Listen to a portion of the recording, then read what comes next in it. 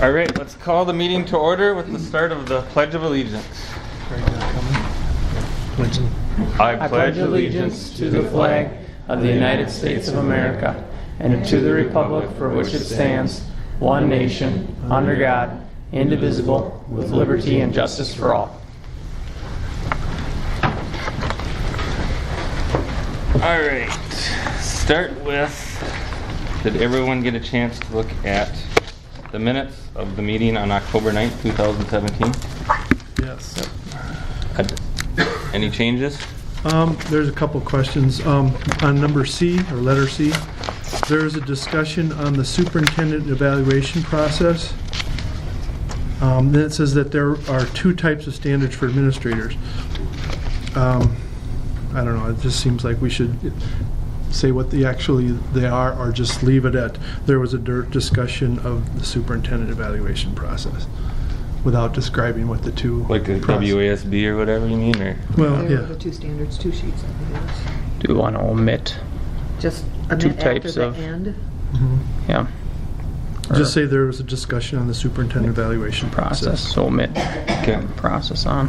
unless we want to put the two types in there. It's up to you guys. Is that all Just right? leave it out. Just leave it. And then on letter A, earn consultant to present a curriculum. Is there another name for? I mean, is that the Common Core thing that we were talking about? That the guaranteed and viable curriculum essential. That's part of it, but I think the guaranteed and viable curriculum is more appropriate. Okay. Just because it encompasses all of it. All right. I just wanted to make sure that was clarified. So. Yeah. Other than that, I'm good with it. I'll make a motion then to approve the minutes with striking that last part about two types of standards for administrators. Okay, second. Second. It has been properly moved and seconded to approve the meeting of October 9th, 2017. All in favor, sing by saying aye. Aye. Opposed? Motion passes. All right, next, the approval of the general fund vouchers 75113 through 75155 and wire transfers 171-80143 through 171-80163. I move to approve, but the last one's 61, not 63 at the end. Did that change? Do I hear a second? Second.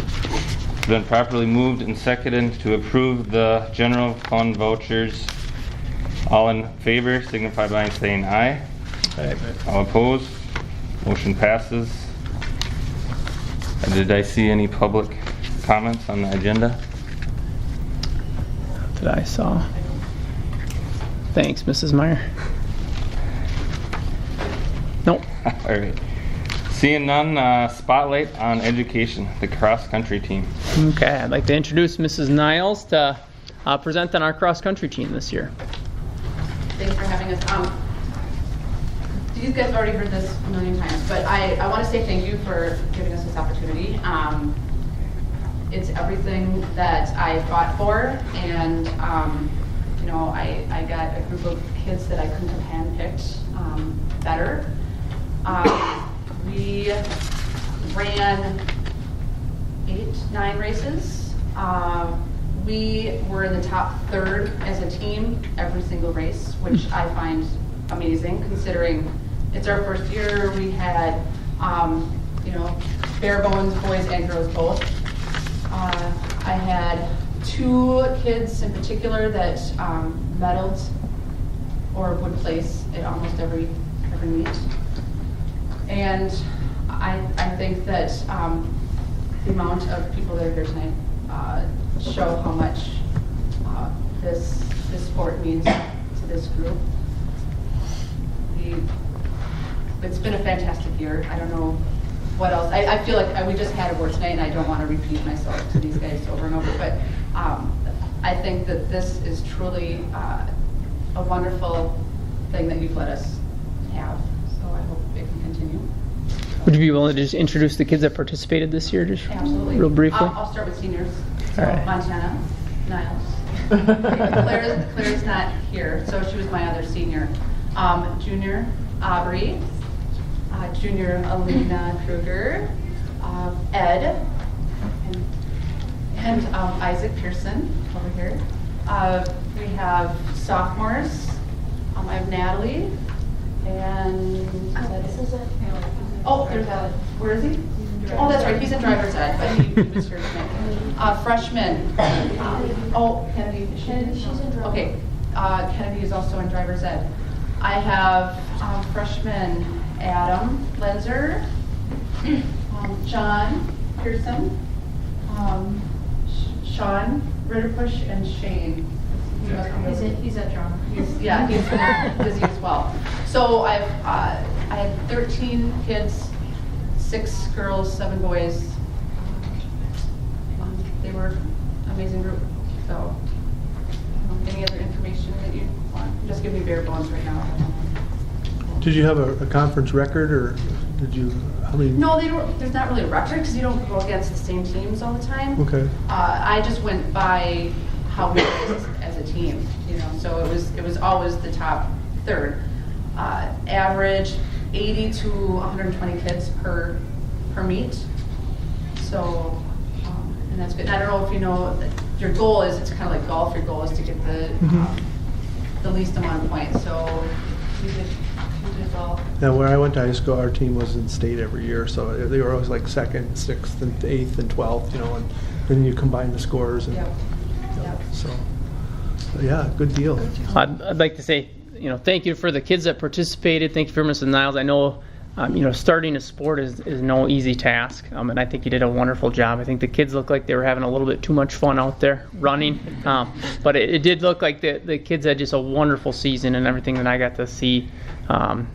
My hat's off to you guys and a successful season. So thank you, and we appreciate you guys coming in. Did you guys have any I would like questions? to add something as a parent, and I think there's a couple of Yeah. Absolutely. I'm going to do this before I break down. Sean is my son, and he was diagnosed at age 4 with Asperger's syndrome, which is on the autism spectrum. He has never liked sports with lots of rules, especially ones that players can choose to break.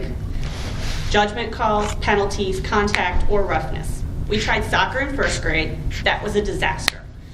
He tried little dribblers. He enjoyed the drills, but not the game itself. In 3rd grade, he discovered archery through 4-H, which he enjoys, but is not something that helps him to connect to his peers very often. At age 9, he began to run 5Ks, which he loved, but again, there wasn't a lot of peer connecting. Some of his peers plain old thought that was a little weird. No way did they want to run 3 miles for fun. He discovered band in 5th grade, which has been amazing for his happiness, his confidence, and his socializing. He wanted a little something else, though. Ski club has been great, but it's only 1 night a week. He tried track and field in junior high, which was pretty good, but not a perfect fit. And then we heard that our biggest dream for high school athletics was getting a chance. A cross-country team was forming just as Sean was starting high school. Christy Niles, an avid runner herself, was coaching, which was the icing on the cake. The only activities that Sean has ever excitedly talked about at home have been band and ski club, until now. Cross country has changed his life. He discovered other people who actually also enjoyed distance running on varying terrain, no less. Practices were eagerly anticipated despite being challenging. He chattered happily about a long run on a hot summer day that ended at the park with the guys all jumping in the lake to cool off, about goofy, silly things different kids did at practice, about the different courses at the various meets. There was laughter, camaraderie, encouragement, support, and belonging. At the second meet, Sean looked around at the sea of competitors, all laughing, lean, lanky kids, excited about a 5K race through trees and up and down hills, and said excitedly, "I found my tribe." He did. He found his tribe. His confidence has bloomed, his strength, both mentally and physically, has increased more than I could have ever predicted. He will remember those races, the grounds bees nests, the courses through all the trees, the long hills, the muddy course sectionals. He will remember the team dinners, the jokes, the practices that left them all groaning, the pumpkin carving, the support and acceptance of the older team members. The slogan on the back of the cross-country shirt reads, "My sport is your sport's punishment," which is always accompanied by their grins and laughter as they gently poke fun at their own choice in sports. But there's another slogan for this sport, and especially this team. Run as one, work as a team, finish as a family. Sean's life is forever changed by this cross-country season, and we're looking forward to next season. We're looking forward to adding to our family. Thank you very much. I know I have something to add about cross country. I have always liked running for the most part since we did junior, the elementary track and field when we were younger. And I always just tried running the longest race since I was little just to see how far I could go. And just attached onto that and just tried pushing myself farther and farther. And I did that in track, and I've run the mile, the 800, and I've run the 2 mile before.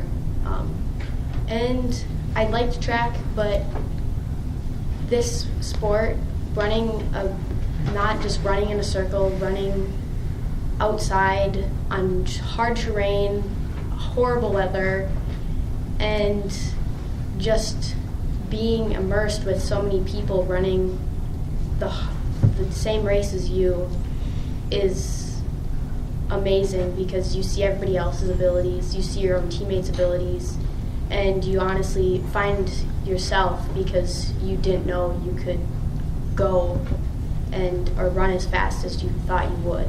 And that's just amazing, watching everyone come so far over the season and just making your team your family. And that's what I like about cross country. You want to say something? Yeah, okay.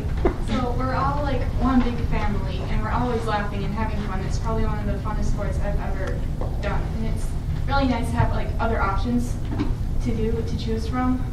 So that's why I love cross country. Anyone else? I'll go. I think that we probably should have tried to get this a long time ago, just because you learn more confidence in yourself, and you learn to support others a lot easier. Like at our sectionals meet, there was a guy that got rewarded a donut because he was congratulating everybody after the race, and it was pretty much every single person that he was congratulating. It shows, like Ira said, it helps with options in the fall, and I think if a lot more people understood that cross country is a lot more than just running, it's getting along with other people, and I guess making new friendships. Like track, you make a lot more new friends that way, and you do the same in cross country because you just get along with everybody, and everybody's super nice. So yeah, that's what cross country. He'll join you next year, right? Okay, so did I, but I didn't run 3 miles. Do they have a spring season as well? No. It's track. A lot of these kids will do track. Okay. Long distances too. I just have one thing to add. I'm Nally's mom. I tried to be at most all of them, except when Derek was playing football. But the smile, even though they ran, the smiles that they have when they get done is absolutely amazing. I watched in Spring Valley, I watched the girl come in first place from EPC, and she stood there and she congratulated almost every single one of the people that came across. And she was very genuine. And to see the way all those kids, our kids and every other kid that is running cross country, is just the positiveness is overwhelming. It's just amazing. You don't see that in all sports. I mean, it's all across the board, the way they are, their confidence, and they're just joyful. I mean, you get in the car and they look like they could be running behind the car. The way they're jumping up and down, and not like they're buckled in, but the cars are bouncing and they're listening to music and they're still laughing. They're not, even though I would be exhausted. So it's really good to see their attitudes. I'd like to echo those sentiments too. I only made one competition, that was in the Amory, and it was fun to see that the people that did finish, they would come back to the finish line and they're cheering on the gal was from Amory, and she's cheering on the St. Croix Valley kids. She's cheering for all the neighboring schools. So I saw it was very competitive sport. Everybody was coming across was almost coughing up a lung, but there that last section that they had to run, they gave it all they could give, very competitive. And at the end of the race, they're cheering each other. So it's a pretty neat sport. It's really good sportsmanship. And you don't see that in a lot of our in sports just in general sometimes. So it's really cool. Thank you for allowing us to do this year. Thank you. Thank you. I agree with you. It should have been done a long time ago. Absolutely.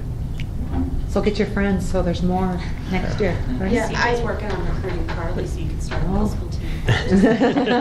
I'll run with her. Well, I've had people come up to me at school and just seeing how we've been doing over the summer or not over the summer, but over the season, and just seeing how happy you are about it and say that, wow, I would like to join because you guys seem like a really fun group of kids, and I would like to try that with you because you are just always so happy about running, and even though I may not like it right now, I might enjoy it later. And Kennedy, who isn't here right now because I don't know if she's driver's ed or at drama, she did not like running at the beginning of the year, and by the end of the season, she's like, it actually grows on you and you start to enjoy it, and the atmosphere that you're in, it just helps. Cool. All right, well, thanks everyone for coming in. Go ahead. Sorry, I'll be very No, you're fine. First of all, I just wanted to give my hats off to Miss Niles.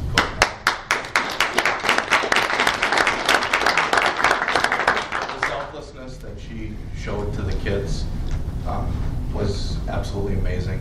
In all the years that I played sports, I never had a coach that was that passionate or that giving to the team.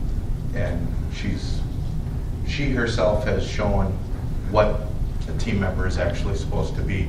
Instead of being the boss and driving the team, she was in front leading the team. And that to me is a sign of a true leader.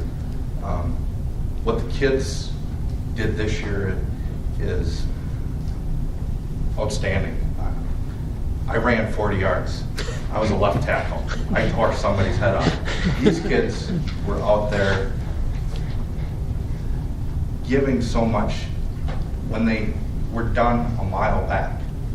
And if it showed, they talk, I heard people talking about this, the runner's high.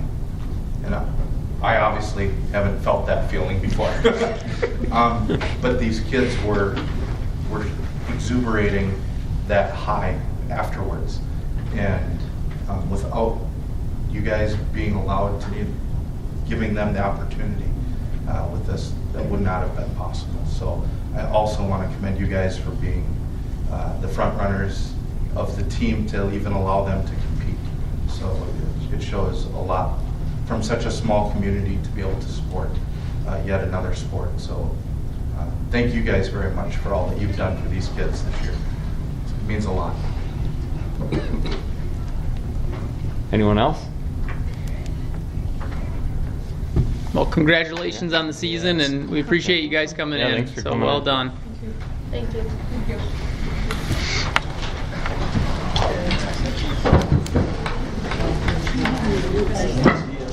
Take some of those bars. Yeah. Burn them off. They can all afford to eat all.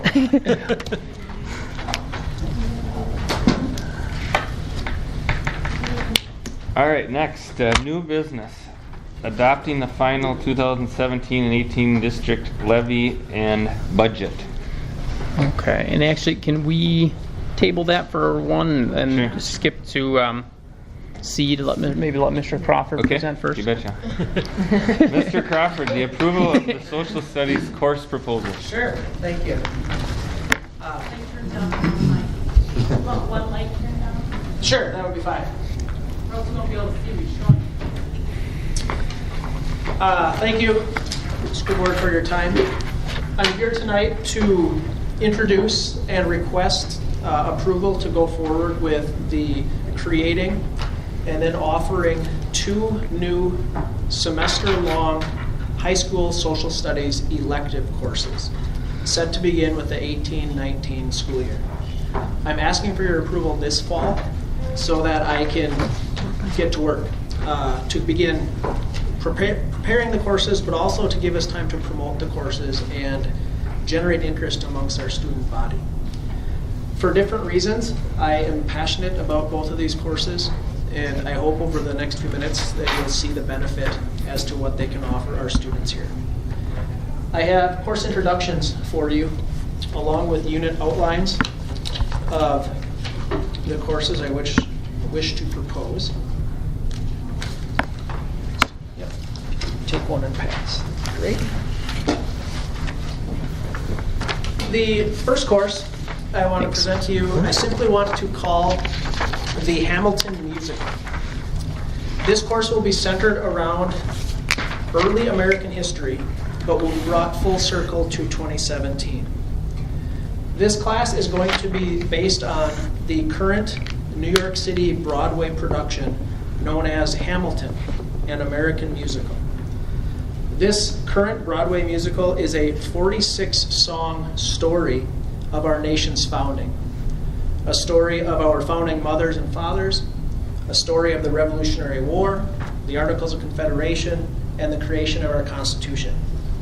George Washington, Thomas Jefferson, James Madison, Aaron Burr, other revolutionary patriots are all showcased in this musical.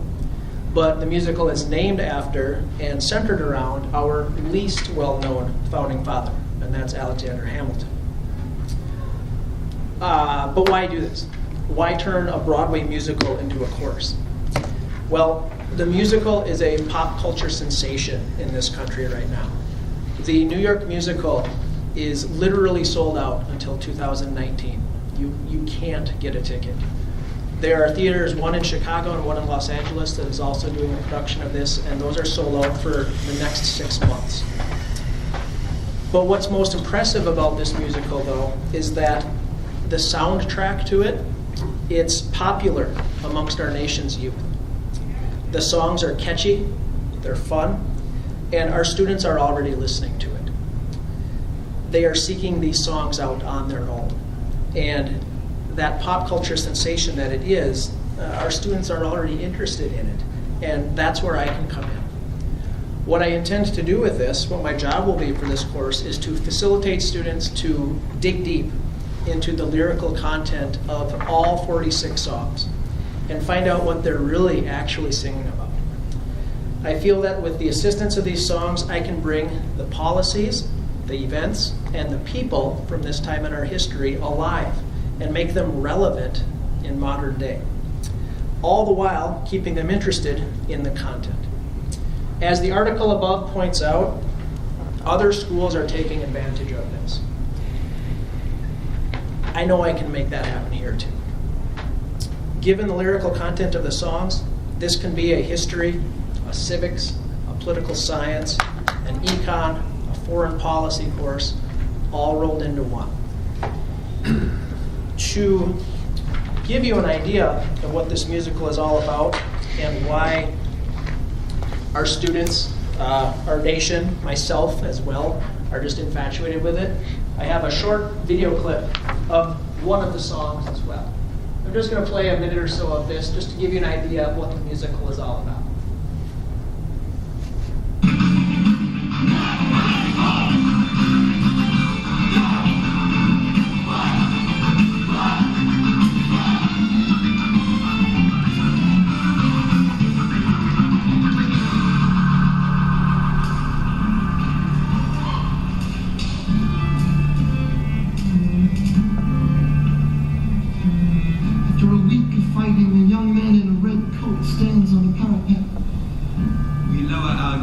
Frantically waves their white handkerchief. And just like that, it's over. We tend to our wounded, we count our dead. Black and white soldiers wonder alike if this really means free. Not yet. We negotiate the terms of surrender. I see George Washington smile. We escort the men out of Yorktown. They stagger home single file. Tens of thousands of people from the streets. Their screams and church bells ringing. And as our fallen foes retreat, I hear the drinking song they're singing. The world's turned upside down. The world's turned upside down.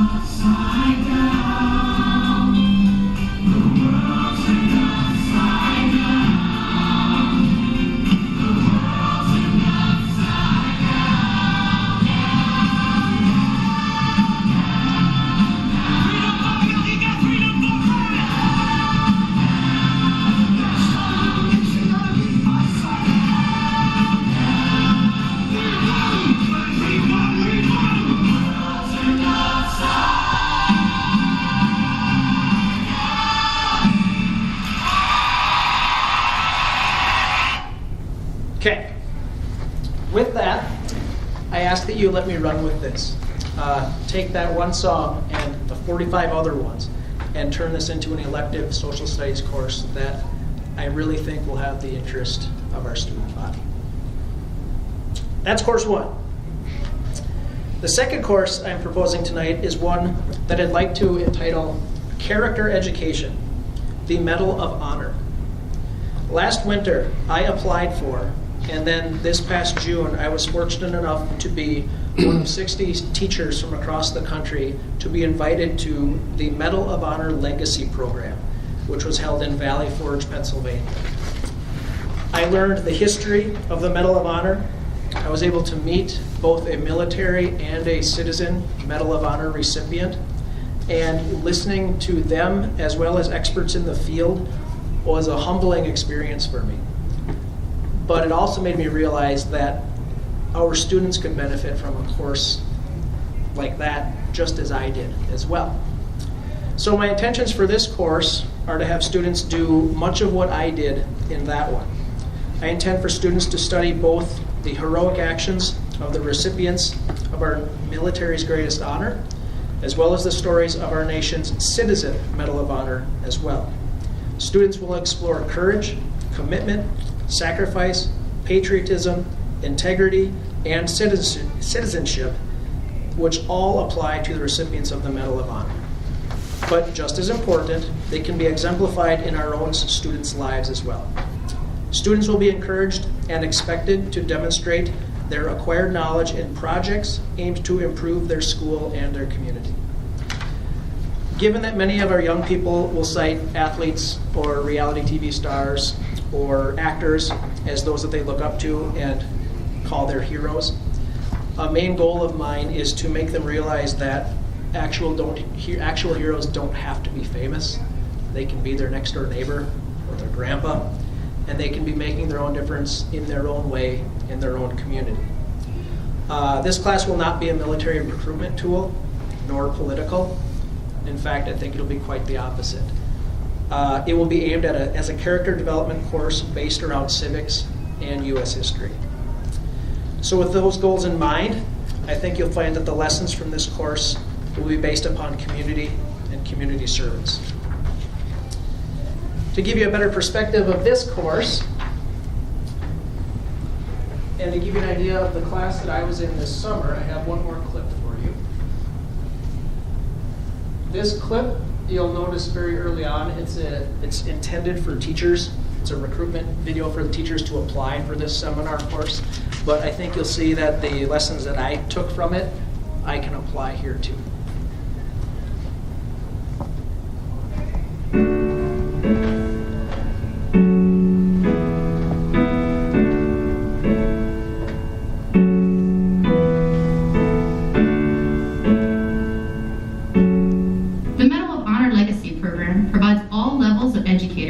With the pedagogical tools and experiences needed to assist students in developing the character of responsible citizens.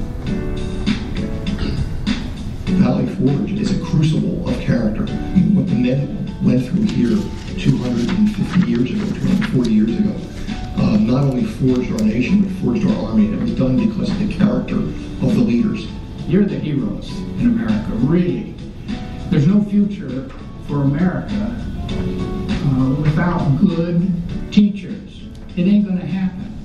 All teachers should have the opportunity to come to the Medal of Honor Legacy Seminar.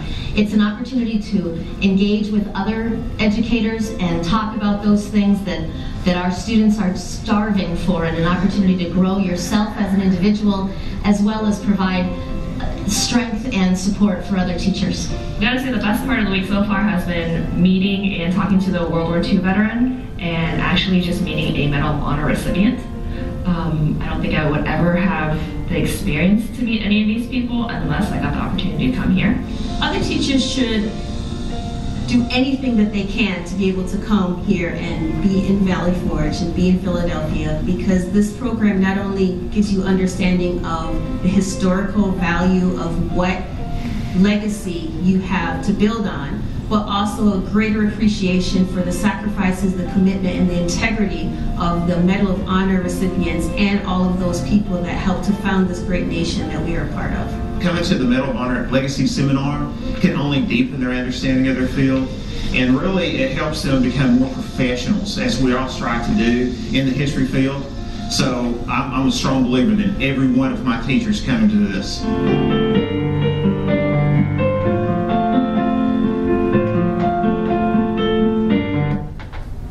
All right. With that, I thank you for your time, and I would be happy to answer any questions. Nick, you had me at Hamilton.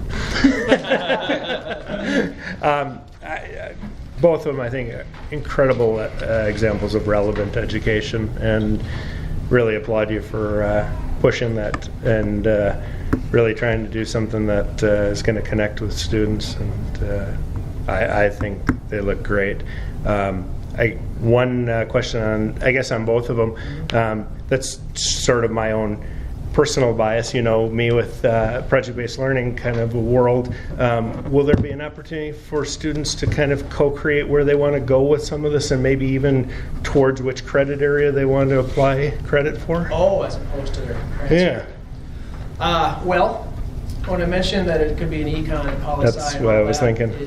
It absolutely could, but we don't have a actual specific requirement based on that for our social studies. We have the different required classes, but we don't require poli-sci or econ. I mean, Gee, maybe we should apply for an innovation grant or do something different. But I see every one of those courses applicable in each of the courses, right. really. But it's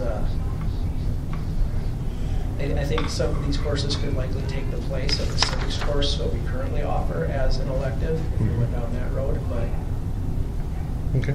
And the other thing, and I'll let you guys go too, is I would want to suggest if these take off and particularly the character education, we should bring a trip out to Valley Forge with students. They offer them. They're not cheap. Nope. But they're offered. Mm-hmm. And, if they take off, I would love to do that. That would be okay. There's 5 units here. Is it just the one that you're talking about, the Hamilton one, or what? The 5 units I have, yes, those are all listed with songs from the musical as well next to them. The units are based off of kind of where the songs fit into that time period in our history. You mean this is all regarding the musical then? Those are, that's all those 5 units are all for the musical. And looking in how to do this course, I'm already running out of days. With the one semester, I have 90 days approximately, 46 songs. That's going to be tough to do. What are you using now to teach about? I use some of these songs in regular U.S. history, but I've used 6 of them because we just don't have the time to. You mean from the musical? Oh yeah, I have already. Is there copyright issues with that? No, they're all on YouTube. That was the clip I showed you was from the Grammy Awards. It was on ABC. There's another one on YouTube from the Tony Awards that they've uploaded to. The actual clips from the musical, there's only 3 of them online. That's, in terms of copyright, shut down. The rest are just the lyrical content is what's online. The actual video of the performers dancing and singing, that's very much locked down because they want you to go see the musical. So how historically accurate is this show? It's incredibly accurate, minus just a couple small details. Mainly because they have 2.5 hours of a musical to get, 49 years of the guy's life, accomplished. One example of that would be there's a song about his wedding, and he's talking with his friends at the wedding, but in reality, only a couple of the friends were at the wedding. The other 2 were in the southern half of the U.S., but to get the plot line moved along, that's what they did. But in terms of historical accuracy to the big events of U.S. history, they really are. It's quite phenomenal how good that musical is in terms of historical accuracy. And the little one-liners they throw out, that song you can hear, it was singing, but there's also songs that are much quicker than that, and they're hip-hop based, and they just rattle off so many references to U.S. history that each one of those references is a class period if you want it to be. And that's why I'm already running out of days in my mind of how I'm going to teach this. So it's really accurate to answer your question. It really is. So what are they taking now, or instead of taking this class, just like a U.S. history class then? Well, U.S. history is required, freshman world history is required, and junior contemporary history is a semester-long class, and that's required. So that's 2.5 credits. And then they need to take another half credit social studies elective at some point their junior or senior year. Got it. So this would be junior, senior? Yeah, strictly junior, senior year as an elective. Currently, we offer psychology 1 and 2. We offer AP U.S. history. We offer civics, and we offer social issues. Psychology 1 and 2 are the most popular. I don't know if we run a civics class here or a social issues class here in at least a year. It's been a while. So that was part of the reason of why I wanted to offer these, is to just kind of give some more offerings and see where our kids are interested in. Gotcha. So this would be once every other year, or how would this work into that? The logistics of it can happen in any number of ways. I've already mapped out some of those. There's lots of options. We would have to obviously replace something to make it fit. I don't know what that something would be at this point. I kind of want to see if there's interest, and then we can figure that out down the road. But there's lots of options. I don't know how detailed you want me to. No, that's typical with the electives. It's kind of, they're thrown out there, and then we determine, Ms. Kayla, the counselor, Mr. Gillis is involved to see how much interest there is with the students that signed up, and then we see if we're going to run the class or not. Is this the primary way of teaching American history, or is this like an alternative, or like a? It's an elective. It's an elective. This would be a history. Yeah, regular U.S. history would still run. Yeah. So this is an addition. Elective course. So this course, kids would choose whether or not they wanted to take it or not. It's not required. No, it wouldn't be a requirement. Mr. Crawford, I have a question for you. Yeah. With the character ed course that you're proposing, did you get any resources while you were there that could be that could help kind of guide the instruction? Several. It's probably 250 pages of booklet that I was provided when I left, which is all about the 6 traits that I mentioned: the sacrifice, patriotism, integrity, commitment, citizenship. I have all of that.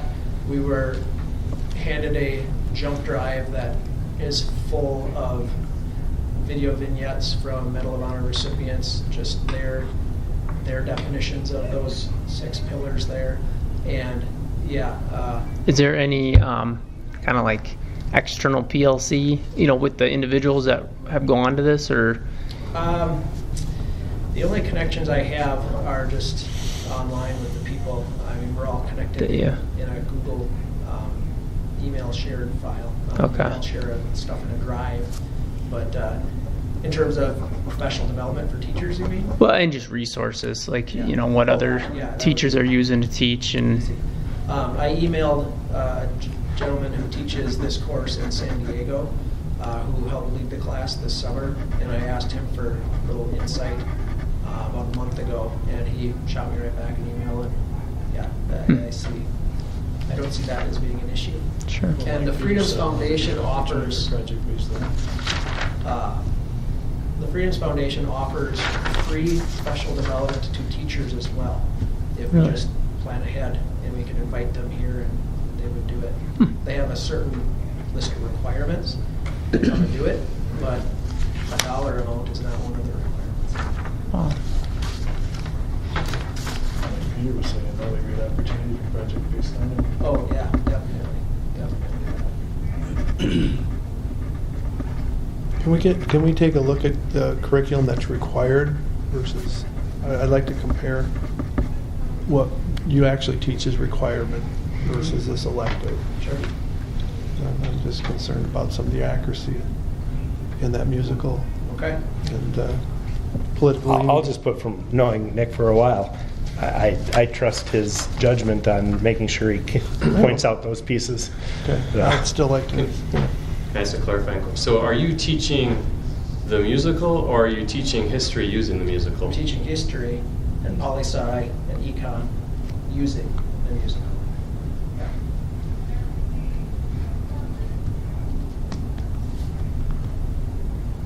All right, well, thanks for coming in. Thank you. What do you guys need prior for a motion to take place? Do you need Mr. Crawford to come back and present on? I'd like to see a comparison of, just, like, what you actually teach that's required versus. But it's elective, right? Right. Yeah. Yeah. So I guess you're just asking about the elective then. Yeah. Right. Yes, yes. Yeah. This isn't replacing any of the courses I currently teach at their requirements. All right. I think it sounds great. I have a daughter that loves social studies at this point, so I'm bummed that she couldn't take it till her senior year. So I think if you get things in our culture that students are enjoying, even if you have to say, this part of the musical is inaccurate, that's still a teachable moment. Mm-hmm. So I think even if there's parts maybe that you don't totally agree with historically, that's a great way to teach it. And for them to be thinking about everything you see or hear in books or drama or in life aren't true. So what better place to teach them to have critical thought when you're watching these things? And I think every school in the state should have some type of character ed component. You look at where public education in our nation is, the stuff that we're dealing with, and I just think that that's really could be a neat addition to our elective. Well, it builds on everything they're doing in the elementary building. Yeah. The character and stuff they're doing there. This takes it to a more adult level, to the next level. Right. Can I audit the course?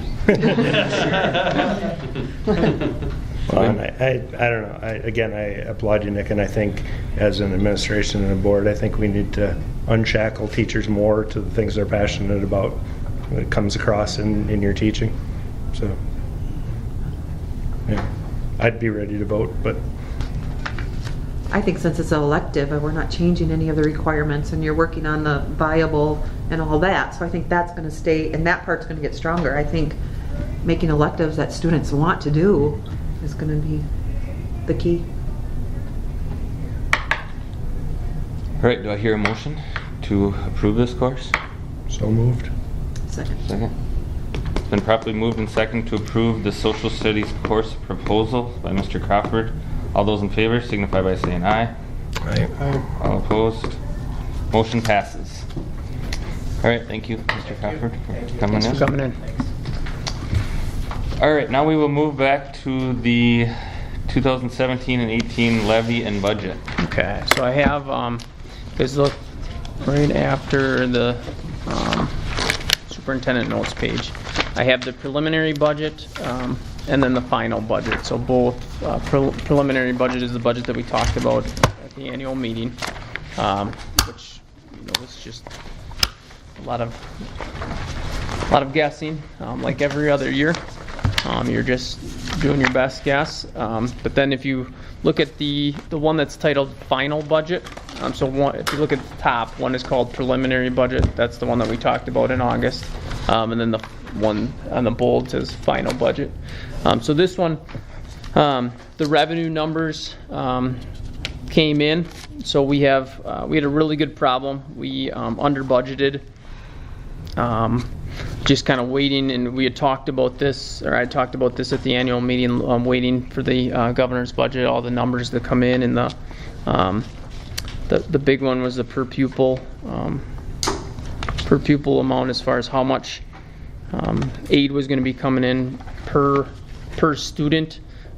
We have approximately 257,466 under budgeted. So it was it was exciting for me, but then, it's a quick turnaround because those numbers just came in. So trying to look at all the numbers and see where that money can go. So we talked about at the annual meeting that if that money did come in, we're looking at doing a one-to-one initiative, which that will approximately be about $120,000 for us to go one-to-one device. We're going to share that with the board in the near future as far as what that actually looks like. And the term one-to-one is, tossed around a lot, and I think in every district it looks a little different.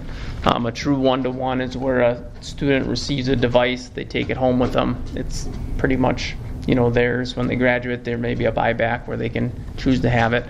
We're going to do some type of combination. We're going to have carts of Chromebooks in the elementary, possibly some carts of iPads, some Chromebook carts at the high school now, and we're in the process of discussing and kind of figuring out what we want that to look like at the junior senior high. So anyway, that part of that money is now going to be allocated towards that. We also talked about allocating $90,000 of that towards a bus. And you can look at all the numbers, but then we also had, not only did we have money, the per pupil came in, but we also had a couple, if you look at the bottom of page, the first page talks about the Title I, Title II, the jobs grant, and then if you turn to top of page 2 of the final budget, we received Title IV money, which is similar to the Title I money that we didn't expect. That was an increase of $10,000. I applied for SSR grant. It's a small school grant, and we ended up getting that. That was an additional $23,000. And then we also received, back on page 1, under gifts and contributions, kind of top, third way down, there was an extra $30,000 added to that, which that's part of an FFA grant that was awarded to us. So not only did we have some extra money, through the revenue, but then we also ended up receiving some grants. So it was very exciting, but it was then you have to try to figure out where all that goes. So it's a great problem to have. That grant that he just talked about is on the district or the Facebook page if you want to see about that. That was just which one? The FFA? The FFA. Oh, was that? Yeah. Okay. So the FFA, the SR, SSRA, and then the Title IV, that's 30, 40, about $60,000. Just that alone, an increase. So right now we're looking at for sure doing a one-to-one initiative, which will have full funding to do that. We've also talked with a technology committee as far as how we want that to look, and which this will give us some wiggle room to also allocate some money towards professional development, because that's what everybody's kind of the teachers are letting us know through meetings that they're very excited, but I think there's also some nervousness with it, having kids with technology at their fingertips. So we're hearing them, and we're going to try to get some professional development this year, and then even next year for our teaching staff to go through prior to rolling the one-to-one out.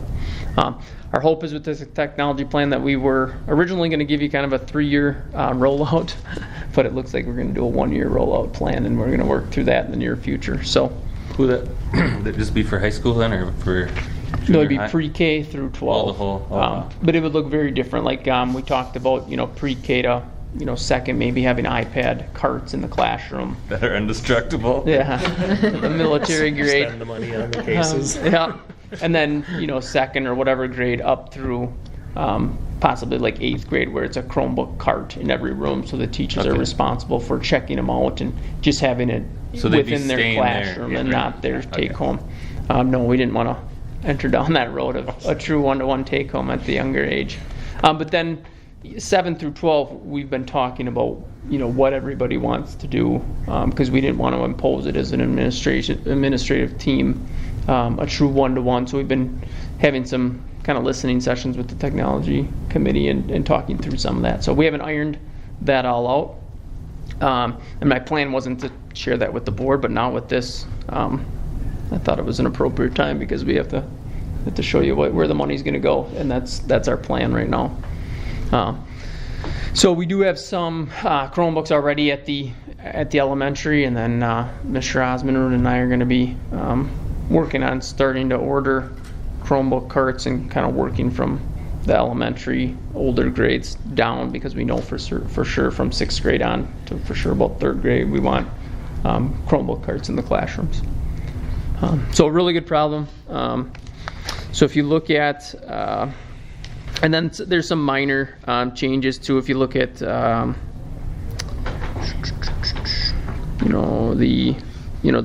sparsity aid went up a little bit. The AGR, formerly SAGE, went down a little bit. So there was some some changes in some of these numbers, but for the overall, we're in the positive quite a bit. And I won't go through everything like we did at the annual meeting unless you guys want me to. The expenditures I changed to reflect what I just talked to you guys about, where you'll see the undifferentiated curriculum and the regular curriculum. Those numbers are now higher because that's on page 2 under regular instruction. So that's higher because that's where the Chromebooks are going to be coming out of, or that's where the money's coming out of to pay for those. So total expenditures, or I'm sorry, total revenue and total expenditures is going to be $7,202,681 now, which is higher than what originally it was 6 something. Look at the preliminary budget. Any questions on the budget changes? All of the Fund 27. This really is only impacting Fund 10. Fund 27. There, some minor changes, and same with Fund 38, 39.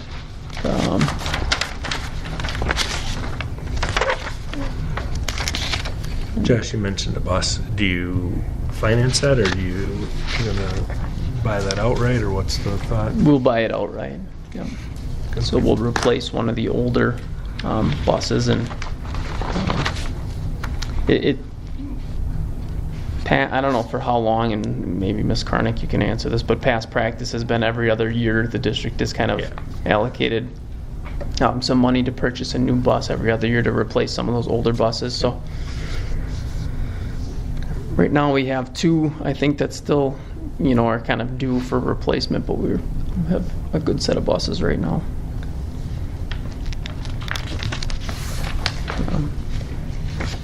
And I do think, we either next year or the year after, we may have to look at replacing one of the vans. We'll probably be on the docket for budgeting.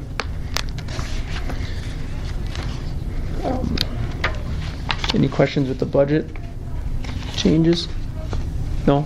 Then just so if you do choose to approve both at the same time, the new business A, the district levy. So the levy, the mill rate, if you look at the back, the second to last page, the estimated mill rate is going to be $9.63 per that $100,000 mark. So it's gone down significantly. That is something that, either next year or the year after, we may have to levy some more, especially if we're looking at, continuing to increase, salaries. I think that's something that's been talked about for teaching staff, and I think that's something that's definitely needed. But right now for next year, the total tax levy, if you look at the piece with the graph, the total levy is at $2 million, number in red, $2,020,479, and then the mill rate will be that $9.63, and that's per $100,000.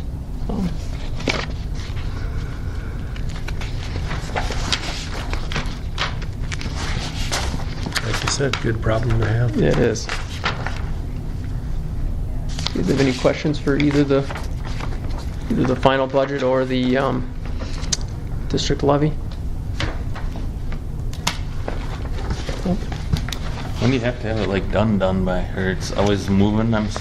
Yeah, this is kind of the final guess. Okay. Right now, all the revenue numbers are in. The one thing that's kind of still that variable or hanging out there's open enrollment numbers are.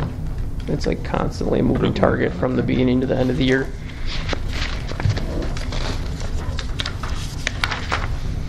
Now this budget that he set, it sounded good, right? Because we were better now this year, but it's set for a couple more years to keep us going good? Is that correct? Yeah, so next year the biennial governor's budget was $2 250 increase this year, and then a 200. I'm not positive, but I think it was one or the other, and then another roughly 200 increase for next year. So we'll be sitting good again for next year. I thought next year's was the bigger number. And you might be right. Smaller this year and the bigger next year. The So 200 we and might be able to look at 205. salaries That's what I then thought. with next year's increase to What's that? mill rate. We could look at salary increases then? With mill rate, With yeah. mill rate and with that increase? Now that number, just to be clear, is that money is allocated towards student. Okay. It's per pupil for FTE, so that money has to be spent towards, for your students within your district. So. The governor's budget. Yeah, that we're yeah. talking about, right. Okay, But yeah, just but if we levied an increase, we could propose an increase. Okay.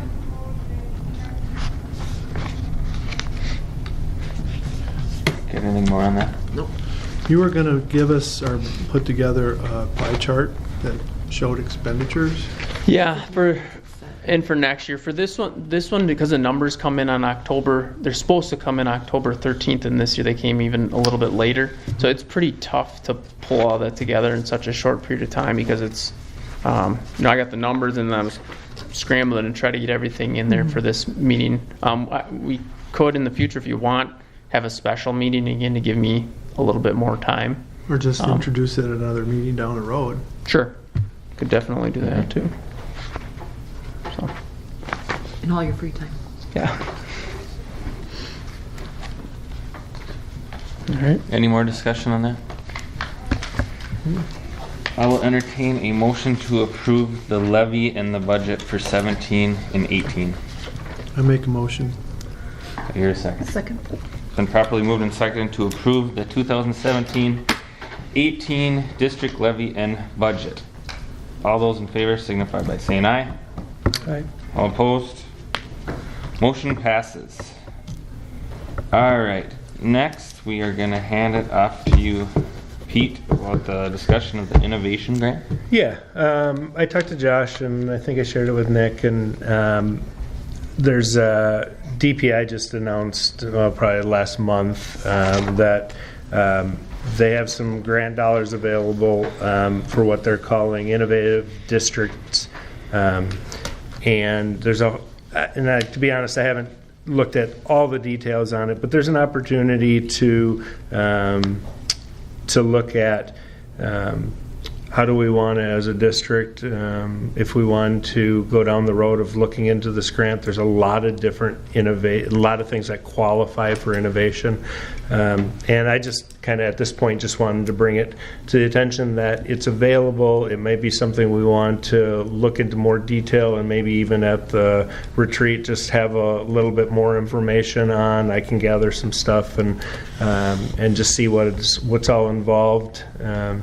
It may be a really great opportunity. I don't know if there's a lot of districts who are going to apply for it, to be honest. So it might be one of those things that if we want to put some time into it, and we've talked about a number of different things, whether that's technology, innovation kind of stuff, project-based learning things, classes like Nick's approving, there could be a number of different ways that we could access some of those dollars. And whenever they throw money at you, I'd never want to not take a look at it first and see if it's worth it. Sometimes they're not. Sometimes the work is just way more than is necessary and the return isn't great, but it might be something we want to think about. What kind of dollars are they talking? I want to say they put like $90 million in the pot. So there's potential for a lot of money. You just want 10% of it, right? What's the deadline? Just for all next year, I'm assuming? Yeah. Where is the deadline on here? I have that. There's an information thing coming up from the state in November, so the deadline must be a ways out yet because they put in the announcement for information. So I believe there's a webinar that's going with it. So I'll bring some more information at the retreat. Just put it on the agenda for the retreat. Yeah. Sounds great. When's the webinar? Or you don't know? It's in November, but not before. I don't think it's before the thing, but I'll dig around and see what I can get. See if anyone at DPI will share some stuff now. Yeah, that sounds good. Lord. Yeah. All right. Next, E, approval of youth options. Okay, so I give you 3 names. We have 3 students that are all applying for the same course. They're applying for the nursing assistant CNA course. All students meet the criteria for the youth option board policy criteria. So it's up to you guys. We have Casey Larson, Jenica Warner, and Chelsea Paulson. The letters are in the board packet. I make a motion that we approve the 3 of those Carols to do the youth option. Second? Second? Second. Then properly moved and second to approve the youth options for the 3 gals for the CNA classes. All those in favor signify by saying aye. Aye. All opposed? Motion passes. All right, next, the approval of coaching resignation. Okay, so I have Mrs. Carlson is a junior high teacher here. She recently is on FMLA leave, their 4th, maybe, I think, and has submitted her letter of resignation for coaching. Will continue teaching, but has chosen not to coach for the 2018-2019 volleyball season. So I'd like to thank her for her years of service. And want me to read it? Sure.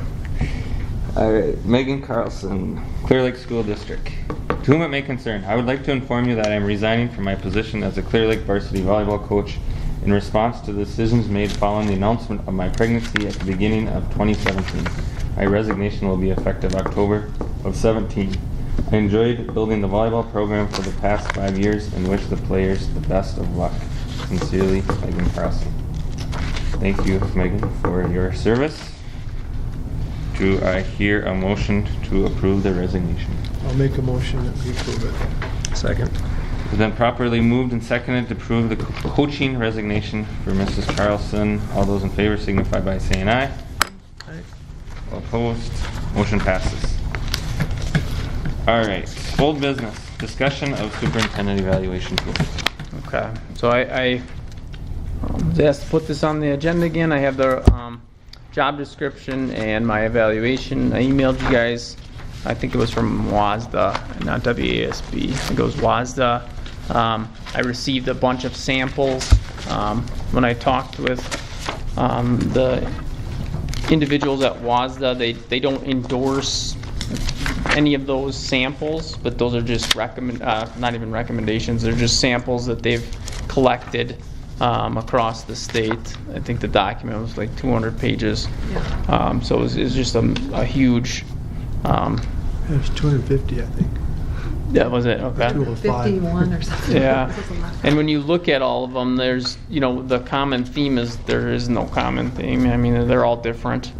So I'm recommending for this year just because I feel like this would just be, I think, unrealistic for me to try to create something in such a short turnaround because you guys are going to be evaluating me here in the next, couple months. So just try to turn something over where we start by developing a job description and you guys work through that process of, what's appropriate for a job description, because I think that's where you need to start. And then you base your evaluation off of those job descriptors. And I would hopefully, I would hope that they would be based off, one of those 2 Wisconsin, either the Wisconsin standards or the national standards, rather than, just kind of whatever you want. So that's my recommendation is that we... Is this evaluation something that the board needs to put together as a board, or you put together? I mean, it would be realistically the board's responsibility to do. But obviously I would like to be a part of it because I do think it would be, or at least guide you guys with, like the resources of, the standards and, what's out there, which, I gave you that one document, but my fear is that it's due to the time it'd be rushed. But obviously, it's your decision as a board if we want to go down that. If you guys want to, create a new evaluation tool. So historically, we do it like every year by January 1st, or what have we done in the past? Yeah. I think it's every 5 years. No, I'm just kidding. Well, at least it would year. be every other because of your contract renewal, right? Yeah, At least we need to do it every other year. Yep, it needs to be at least done every other year. And that's something we could talk about at the board retreat. At the retreat? Yeah. Put that on. So the only thing that, whatever format we use, I think maybe one of the things that would be helpful for the board, and I don't want to put more on your plate, Josh, but with like whatever we use when there's a Likert scale or however it is that you do it, if there's a way for you to kind of direct us to how do we address each of these things, because I think often the problem is you look at the question and then you say, I'm not exactly sure other than 2 hours a month that I get to really see you within. If there was a way for you to put some sort of evidence or evidentiary kind of stuff, and I know like that's sort of how the teachers are doing some of their evaluation stuff too, where because these guys can't be in every minute of classrooms either to know exactly what's going on, so there's some evidence piece put there. And the whole purpose of an evaluation, in my opinion, is to create dialogue and to self-reflect and really to promote growth. Right. And so I do think there's some trust piece there that the board, just like when I evaluate, Mr. Gillison, Mr. Peterson, and when they evaluate, teaching staff, there's some of that, there's some trust involved. There's some, on my end, there'll be some, I'll have to produce some evidence of, all of those standards, or whatever, we decide upon. And then hopefully, the key piece to the evaluation is the dialogue that goes with it. Always we can call it just a plan of termination. But the whole point of an evaluation is to promote growth. Right. So that would be my hope. That like last year, I think was a good example with the budget. Some of the conversation that happened through the budgeting and kind of what I then went out and looked into professional development. I feel like that's still an area that I'm continuing and will continue to grow in and look to grow in. So I agree with you. I think that part will definitely fall on me to try to make sure that I have evidence of each, under each category. Right. Yeah, just so that we can evaluate you fairly, on what you've actually done rather than what's our best guess. Right. Yeah.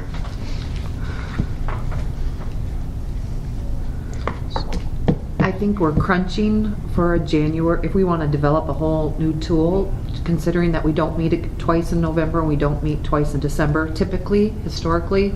So probably best maybe to set with what we had last year, or do last year, or maybe make it a little bit simpler. Does it have to be done by January 1st, seeing you did it last year?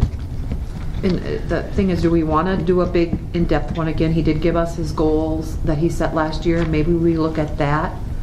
And then even if a couple of us want to really start investigating and work with Josh and how to develop something good to use the year after.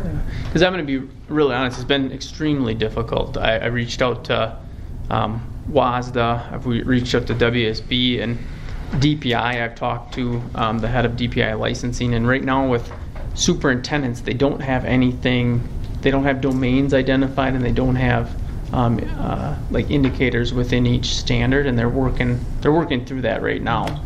And I've been told that it is coming. I've been told that they're switching over from the Wisconsin state standards to the professional standards for administrators or for leaders, the 2015. And then I've most recently been told by a CISA employee that they've been having that conversation at the state level to have something similar to what is used like for principals. Mm-hmm. So I think we could talk more about it with on the retreat thing. Right, yeah. We're getting a lot piled onto that retreat.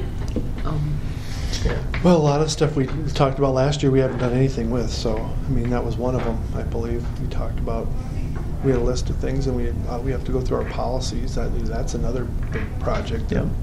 And the coaching manual, I think we'll have to look at that maybe again. Yep. To approve that. So there's a lot of stuff on our plate right now. Right, and he gave us the emergency, I mean, that was his goal last year. Yep. He got that to us. So when you stepped in here, there was a lot of things that needed to be done. Right. Because this is And a mess. And if you remember, that was kind of the conversation that I was starting to go,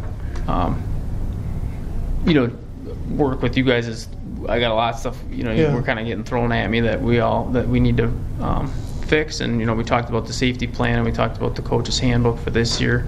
And maybe my evaluation tool is one for next year, but maybe that's, rather than just talking about the evaluation tool in the board retreat, we talk about, what should the goals be for next year.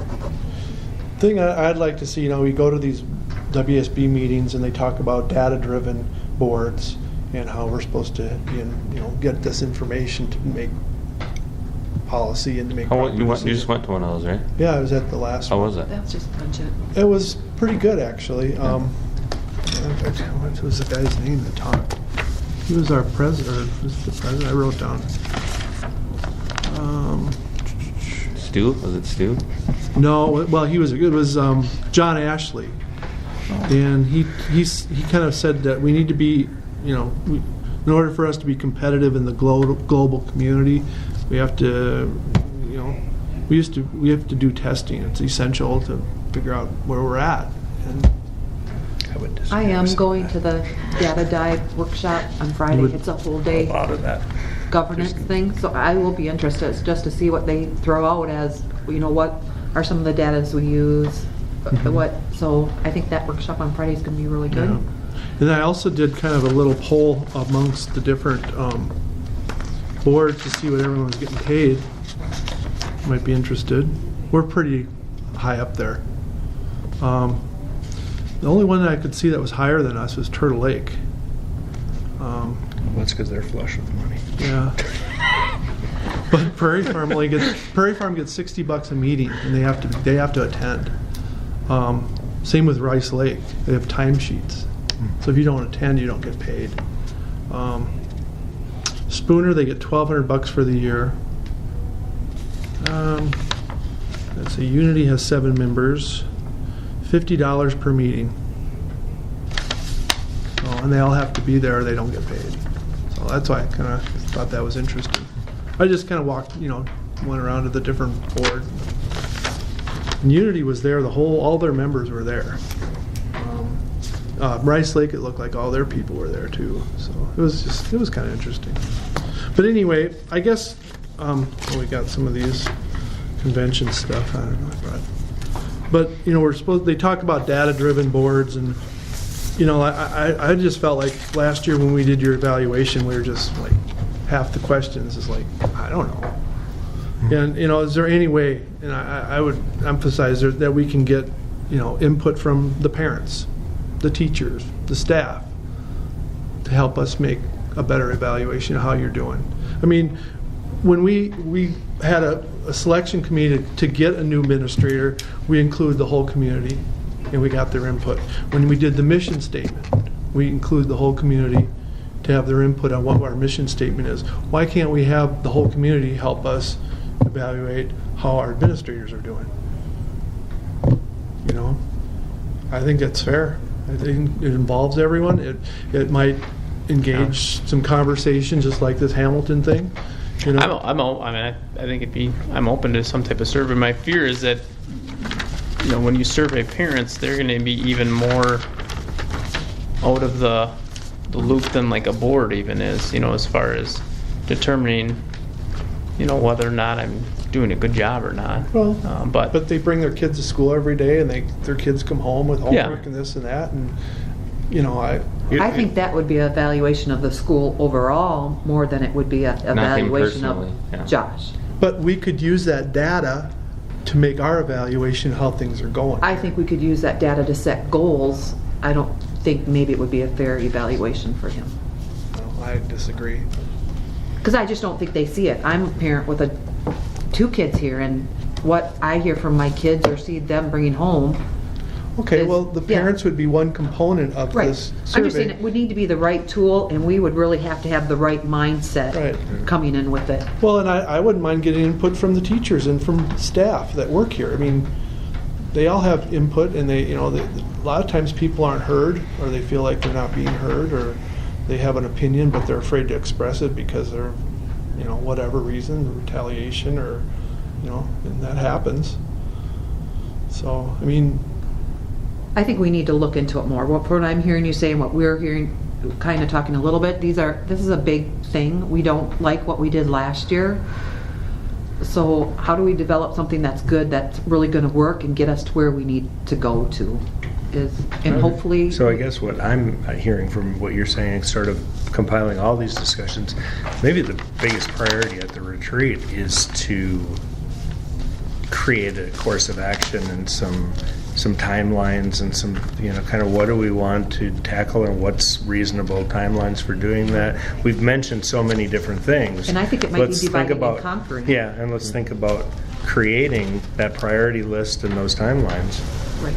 Because there's a lot of things that... So we have so many things. You two work on this part and bring it back okay. to us. We'll work on this part and we'll bring it back and say we've gone and got this and we've looked at this, and we're all not going to be able to no, and it all everything can't we've happen talked tomorrow. about. and we can't expect Josh to do everything Exactly. either. I mean, we understand that too. I mean, like I said, there's a lot of things that need to be done. that haven't And I been appreciate done. it. And I hope you didn't misinterpret the parent comment, because I think it's great to survey the parents and get that information and use it for, self-reflection, and I think you can get a lot of good information from your parent body. So I'm in support When is the of last it. time we did a school survey?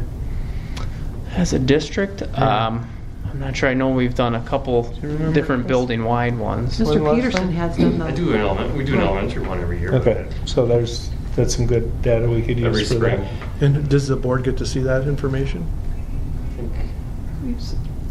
think you shared it. I thought so. Last year or before.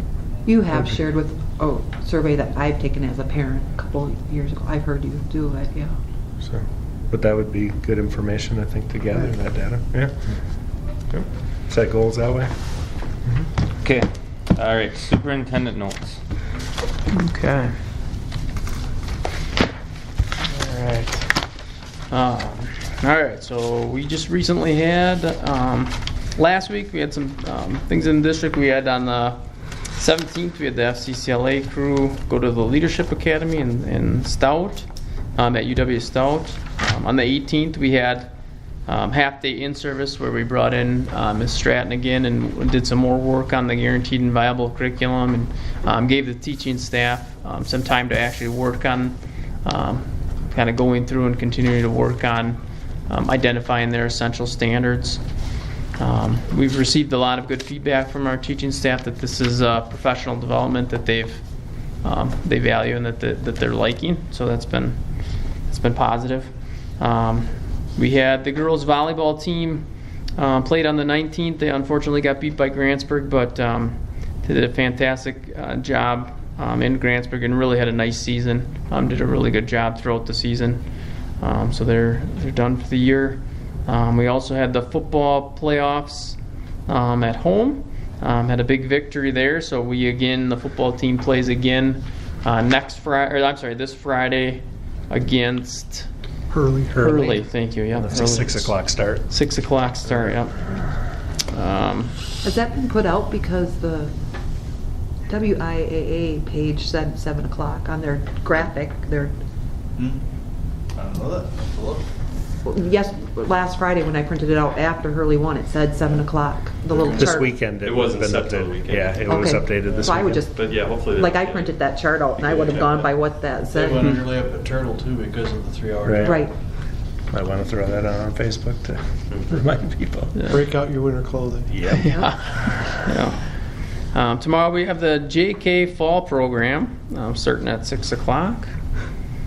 And we mentioned the cross-country sectionals already. And that's it. Then the fall junior senior high band and choir concert next week, Monday on the 30th. And then the National Honor Society induction at 7 o'clock on November 2nd, which is crazy that we're talking November already.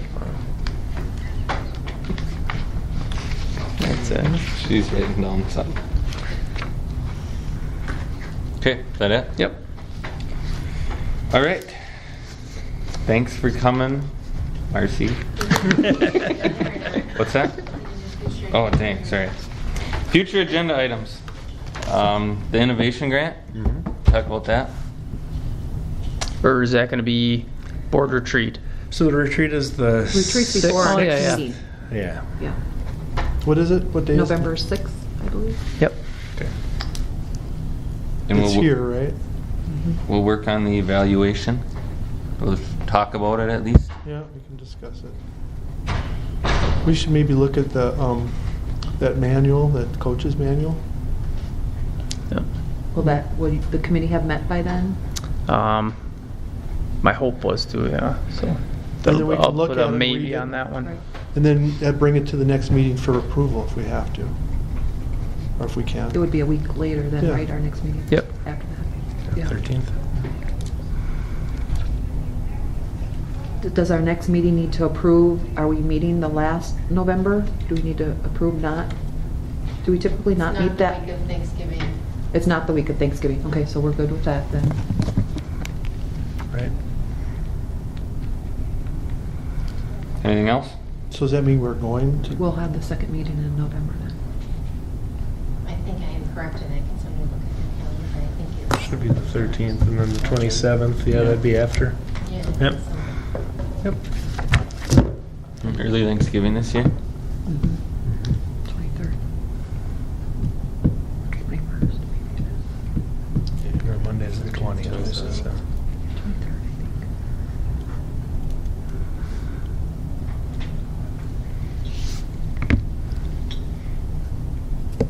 Okay, we get all that?